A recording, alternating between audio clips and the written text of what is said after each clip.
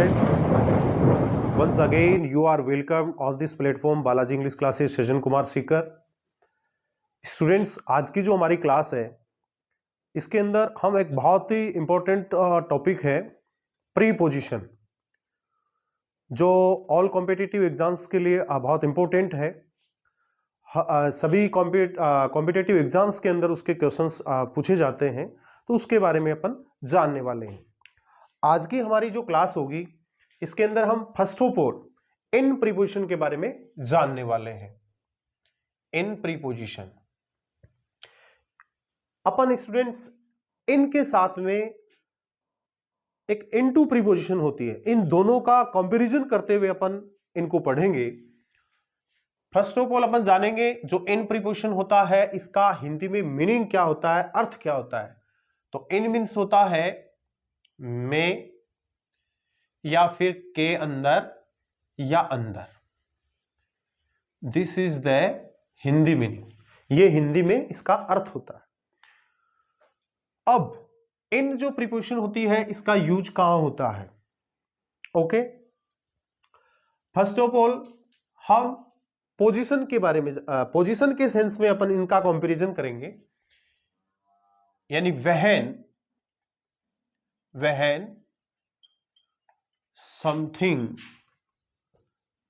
something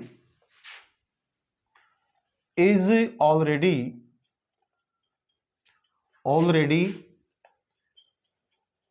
inside। यानी when means जब, something यानी कोई ना कोई चीज, इज ऑलरेडी यानी पहले से, इनसाइड यानी अंदर की ओर हो, देन इन प्रीपोजिशन यूज में ली जाएगी। नेक्स्ट हमारा जो प्रीपोजिशन होगा वो है इनटू, यानी दोनों का कंपैरिजन करते हुए अपन एक साथ जानने वाले हैं। इनटू प्रीपोजिशन इसका यूज कहां होता है। व्हेन समथिंग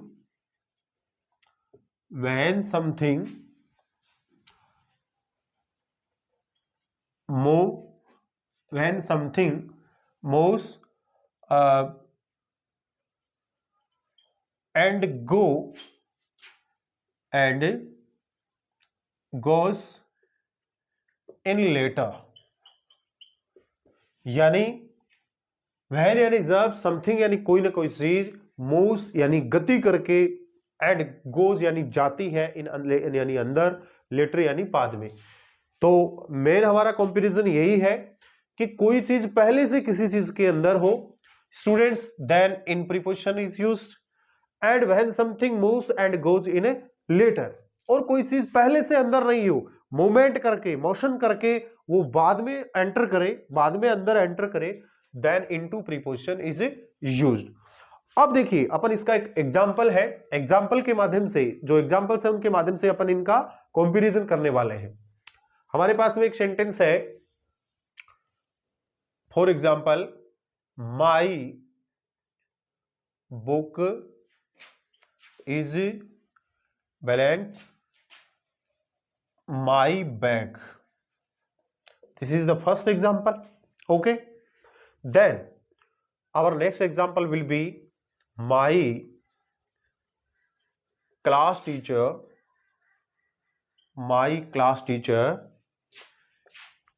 came blanks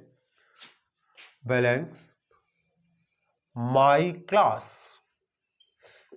अपने पास में we have two sentences, और अपने पास में वैसे जो ऑप्शन होते हैं आजकल, वैसे 5 ऑप्शन आने लगे, तो 4 जो ऑप्शन होते हैं उन चारों ऑप्शन के अंदर किसी एक को अपने को डिसाइड करके, और जो एप्रोप्रिएट होता है, जो सूटेबल होता है, उसको हमें यूज करना होता है। बट अपन यहां पे कंपैरिजन करने वाले इन और इनटू के अंदर। वैसे जो ऑप्शंस होते हैं तो वो ज्यादा सस्पेंस है, कंफ्यूजन है, वो 2 के अंदर ही रहता है कि यार ये होगा या ये होगा। तो उसी को अपन यहां पे अंडरस्टैंड करने वाले हैं। माई बुक, मेरा पुस्तक, इज मीन्स है, माई यानी मेरे, बैग मीन्स थैले में, मेरे बैग में, मेरी पुस्तक मेरे बैग में है।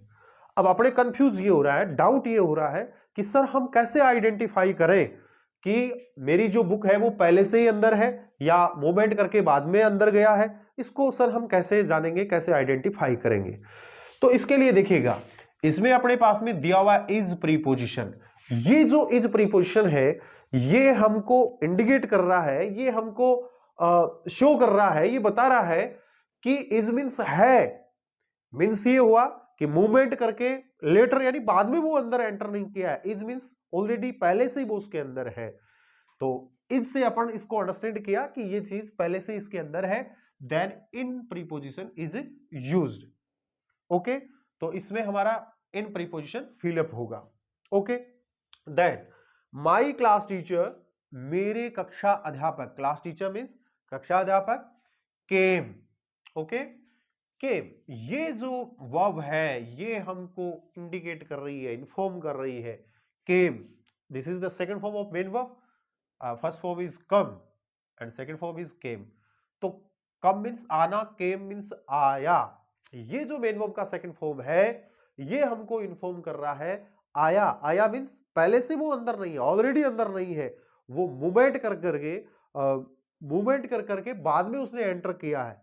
तो मींस ये हुआ वो पहले से अंदर नहीं है, बाद में अंदर आया। और कोई चीज पहले से अंदर नहीं हो और गति करके मूवमेंट करके बाद में अंदर आए, then into preposition is used. तो हमारा सुटेबल प्रीपोजिशन कौन सा होगा? Into. My class teacher came into my class, मेरे कक्षा अध्यापक मेरी कक्षा में आए। तो ये था हमारा इन और इनटू प्रीपोजिशन का कंपैरिजन। अब इसके बाद में अपन इसी प्रीपोजिशन को जानने वाले हैं in the sense of sitting, in the sense of sitting, बैठने के अर्थ में, बैठने के अर्थ में, यानी अपने को पता है बैठने के अर्थ में भी इन प्रीपोजिशन का यूज होता है। तो इन दैट कंडीशन अपन क्या करेंगे, इसके एग्जांपल्स अपन देखते हैं, एग्जांपल से अपन इसको अंडरस्टैंड करेंगे। एक सेंटेंस है अपने पास में, Mohan, Mohan is sitting belong a chair, a chair. अब इस यहां पे अपन कंपैरिजन करने वाले हैं इन और ऑन प्रीपोजिशन का, बिकॉज इन दोनों प्रीपोजिशन की इस सेंटेंस के अंदर पॉसिबिलिटी रहती है, संभावना रहती है। तो मोहन इज सिटिंग, मोहन बैठा हुआ है, बैलेंस ए चेयर यानी एक कुर्सी पर। यदि हम इसके हिंदी ट्रांसलेशन की बात करें तो इसका हिंदी ट्रांसलेशन यही होगा कि मोहन एक कुर्सी पर बैठा है। और अपने को पता है पर हिंदी ट्रांसलेशन किसका होता है, इनका या उनका? इनका तो में या के अंदर होता है, तो इन तो नहीं होगा। यानी हिंदी वाले ट्रांसलेशन के हिसाब से पर कुर्सी पर बैठा है, तो उस सेंस में तो इस यहां पे ऑन प्रीपोजिशन का यूज होना चाहिए, बिल्कुल होना चाहिए ऑन प्रीपोजिशन का। लेकिन देखिए स्टूडेंट्स, जो चेयर होती है, चेयर एक तो चेयर ऐसी होती है जिनके आर्म्स होते हैं, अपने जो हैंड्स होते हैं, अपने ये हैंड्स की जो आर्म्स होती है, इनको रिलैक्स करने के लिए चेयर के आर्म्स लगी हुई होती है, तो उसको अपन आर्म चेयर ही बोलते हैं, इजी चेयर, आर्म चेयर, एक व्हील चेयर भी होता है। तो उस कंडीशन में यानी आर्म्स जो उसके अंदर होती है चेयर के, तो उसमें फिर बैठने का, अंदर बैठने का सेंस हो जाता है। भाई कुर्सी के अपन जब आर्म्स होती है तो उसके अंदर ही तो घुस करके अंदर बैठते हैं, तो अंदर बैठने की पोजीशन में वहां पे उस कंडीशन के अंदर इन प्रीपोजिशन का यूज करेंगे। बट एक स्टूल होता है, तो स्टूल क्या होता है, एकदम फ्लैट होता है, उसके कोई मतलब पीछे भी अगेंस्ट करने के लिए कोई वॉल वगैरह नहीं होती है, आगे भी कोई आर्म्स वगैरह नहीं होती है, एकदम फ्लैट होती है, तो उसके ऊपर बैठते हैं। तो in that condition on preposition use होगी।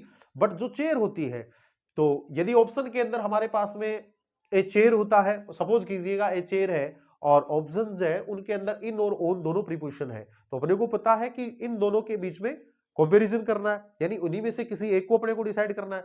तो हमको इन दैट कंडीशन इन प्रीपोजिशन को ही प्रीफर करना है। ओके, यानी ऑन नहीं आएगा, इनका ही यूज करेंगे। तो इन ए चेयर, बट स्टूल होता है तो फिर ओन आएगा, है ना। इसी सेंस में जैसे सपोज कीजिएगा ए चेयर की जगह सोफा भी हो सकता है ना, बेंच भी हो सकती है, टेबल भी हो सकती है, तो उनके क्या होता है, उनके आर्म्स वगैरह नहीं होती है, इसलिए उनके लिए ऑन प्रीपोजिशन का यूज होता है। जैसे सोफा है, हालांकि मानते हैं कई कई जो सोफाज होते हैं उनके भी साइड में आर्म्स जो होती है चेयर के, वैसे सोफा के भी होती है, बट उसके लिए ऑन प्रीपोजिशन का यूज होता है। स्टूल है, सोफा है, लाइक दैट उनके लिए, लेकिन यहां पे इन प्रीपोजिशन को प्रेफर करेंगे। इसी सेंस में एक सेंटेंस है, the birds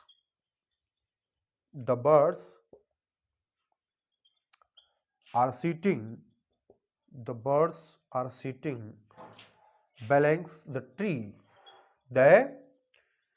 tree tree means पेड़ होता है, तो द बर्ड्स मीन्स पक्षी, आर सिटिंग मीन्स बैठे हैं, द ट्री यानी पेड़ पे, पक्षी पेड़ पे बैठे हैं, तो पेड़ पर बैठे हैं, तो यही इन और ऑन प्रीपोजिशन का कंपैरिजन है। तो अपने को पता है, अपने पहले भी डिस्कस किया कि पक्षी पेड़ पर बैठे, हिंदी ट्रांसलेशन के हिसाब से तो पक्षी पेड़ पर बैठे, पक्षी पेड़ में बैठे, ऐसे कभी नहीं बोलते। हिंदी के अंदर यूं ही बोलते हैं कि पक्षी पेड़ पर बैठे, तो पेड़ पर बैठे, तो पर का मतलब तो ये होता है उसके ऊपर बैठे। तो ये कोई जरूरी नहीं होता पक्षी जो होते हैं वो जो पेड़ होता है, पेड़ का जो ऊपर का टॉप होता है, चोटी होती है, उसके ऊपर बैठे नहीं। पक्षी कहां बैठते हैं, जो ट्री होता है उसके बहुत सारी लीव्स होती है, बहुत सारी ब्रांचेज होती है, उन लीव्स और जो ब्रांचेज होती है उनके बीच में बैठता है, यानी जो पेड़ की पत्तियां होती है, शाखाएं होती है, उनके अंदर बैठता है, तो के अंदर का सेंस है। और अपने को पता ही है के अंदर के सेंस में ऑन प्रीपोजिशन का यूज नहीं होगा, इन प्रीपोजिशन यूज में लिया जाएगा। ओके, तो ऑलवेज यदि बर्ड्स है वो पेड़ के ऊपर सिटिंग का सेंस हो, इन that condition in preposition will be used, काम में ली जाएगी। ओके, तो यहां पे भी इन प्रीपोजिशन ही आएगा। अब देखिए यहां पे in the sense of place, है ना, in the sense of place, यहां पे प्लेस की बात करने वाले, स्थान की बात करने वाले।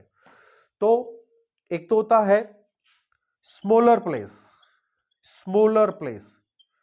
है ना, स्मॉलर प्लेस, और एक होता है, एक साथ ही होते, और एक होता है बिगर या ग्रेटर, बिगर प्लेस, ग्रेटर भी कह सकते हैं, स्मॉलर प्लेस या बिगर प्लेस। तो अपने को पता है जो स्मॉलर प्लेस यानी एक ही सेंटेंस है उसके अंदर नेम ऑफ टू प्लेसेस दे रखे हो, यानी दो स्थानों के नाम दे रखे हो। सपोज कीजिए I live blank Rajasthan blank India. Okay, ये हमारा सेंटेंस है। तो in this sentence we have two places, first is Rajasthan and second is India. But ये दोनों प्लेसेस हैं, इनके अंदर हमको ये आइडेंटिफाई करना है, ये कंपैरिजन करना है कि इनमें एक जो नेम ऑफ प्लेस है वो स्मॉल है और एक क्या है, बिग यानी बड़ा है। ओके, तो राजस्थान है वो एक स्टेट है और इंडिया क्या है, एक कंट्री है, यानी इंडिया बहुत बड़ा है। इस राजस्थान जैसे अकेला राजस्थान ही न जाने कितने सारे स्टेट हैं, यानी बहुत सारे हैं। राजस्थान जैसे कई स्टेट इसके अंदर है, तो इसका मतलब इंडिया है वो बड़ा हुआ, बिग हुआ, और ये राजस्थान छोटा हुआ। तो अपने पास में यहां भी कंफ्यूज के लिए टू प्लेसेस होते हैं, टू प्रीपोजिशन होती है, एक होता है एट और एक होता है इन। तो ऐसी कंडीशन में, इन दैट कंडीशन अपन क्या करेंगे कि जो छोटा प्लेस होता है, स्मॉलर, है ना, स्मॉलर प्लेसेस के पहले एट प्रीपोजिशन का यूज होगा, और जो बिगर होगा उसके पहले इन प्रीपोजिशन का यूज होगा। यहां राजस्थान और इंडिया की बात नहीं है, और भी हो सकते हैं। सपोज कीजिएगा यहां पे नेम ऑफ एनी विलेज और यहां पे name of any block, district, like that, है ना, तो उनका हो, तो इन दोनों में से, यानी वहां पे सेंटेंस के अंदर जो टू प्लेसेस है उनमें से जो छोटा है उसके पहले एट, बड़े वाले से पहले इन। कई बार अपने पास में क्या होता है, इसकी एक ट्रिक और है, वो ये है, अपने को पता है अल्फाबेटिकली, जो अल्फाबेट होती है उस अल्फाबेट के अंदर alphabetically A, first letter A, ये पहले आता है, एक होती है इन प्रीपोजिशन। कई बार डाउट हो जाता है, यार सर ने बताया था कि छोटे वाले से पहले इनका यूज करना है या बड़े वाले से पहले इनका करना है। तो इन दैट कंडीशन यानी ए पहले होता है, तो जो पहले होता है उसको अपन क्या कर लेंगे, जो स्टार्टिंग में आ जाता है उसको छोटा मान लेंगे, और जो आई है अल्फाबेटिकली बाद में आता है तो इसको बाद में मान लेंगे, यानी छोटे वाले प्लेस से पहले एट का, बड़े वाले से पहले इन का। तो एक ये कंडीशन होती है हमारी।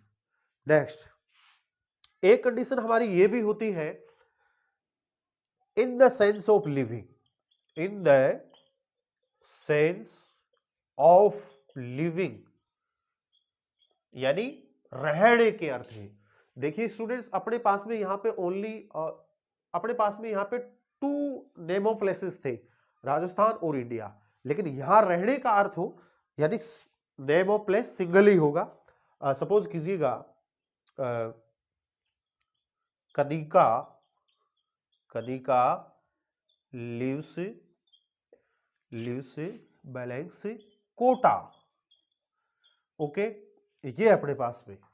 तो Kanika means Kanika, lives means रहती है, कोटा, तो Kota means name of place single ही है, तो in that condition in preposition का यूज होगा रहने के सेंस में, लिव यानी रहना, कोटा यानी कोटा, एक ही प्लेस है तो इनका होगा, तो कनिका लिव्स इन कोटा। तो ये था स्टूडेंट्स अपना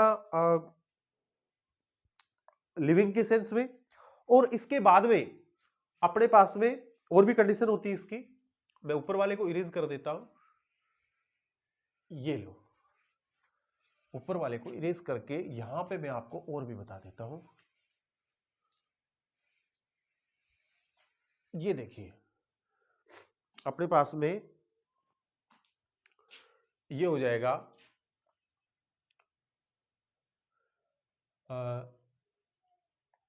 just before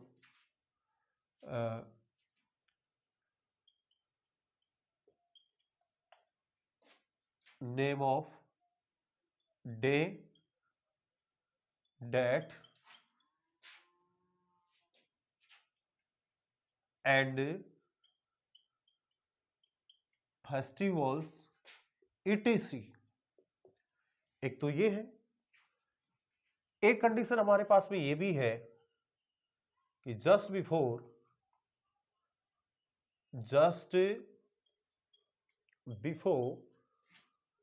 name of month, year, season and any long duration and long period of time, long period of time etc। एक ये कंडीशन है। अब देखिए स्टूडेंट्स, अब देखिए इसके भी अपन टू एग्जांपल्स लेंगे और उनसे इनका कंपैरिजन करने वाले हैं। अपने पास में एक सेंटेंस है, महात्मा गांधी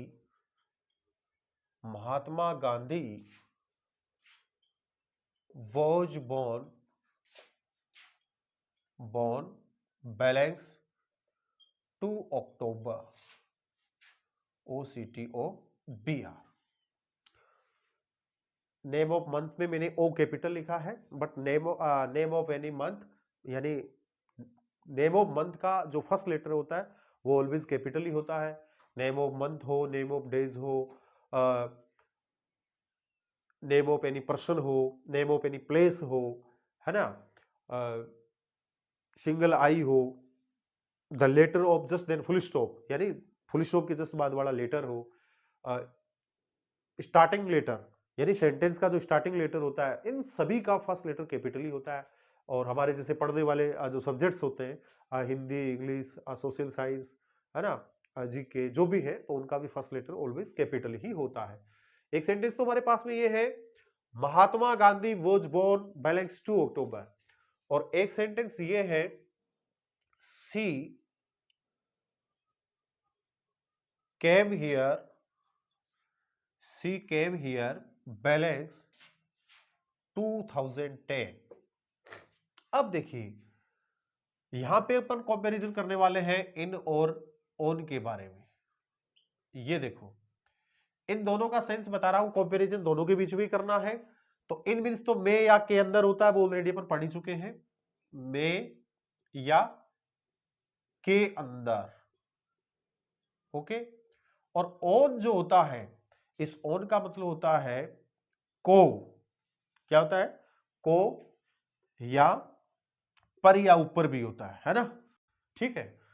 अब देखिए, महात्मा गांधी वॉज बोर्न, महात्मा गांधी का जन्म हुआ, this is the sentence of passive voice, ये पैसिव वॉइस का सेंटेंस है, this is helping verb and this is the third form of main verb, ये पैसिव वॉइस का सेंटेंस है। तो इसमें हमारा जो प्रीपोजिशन है वो आएगा 2 अक्टूबर से पहले। अब देखिए अपने पास में एक तो टाइम ये होता है ओनली 1 डे का, 1 डे का टाइम होता है, एक टाइम होता है लॉन्ग, लंबा होता है।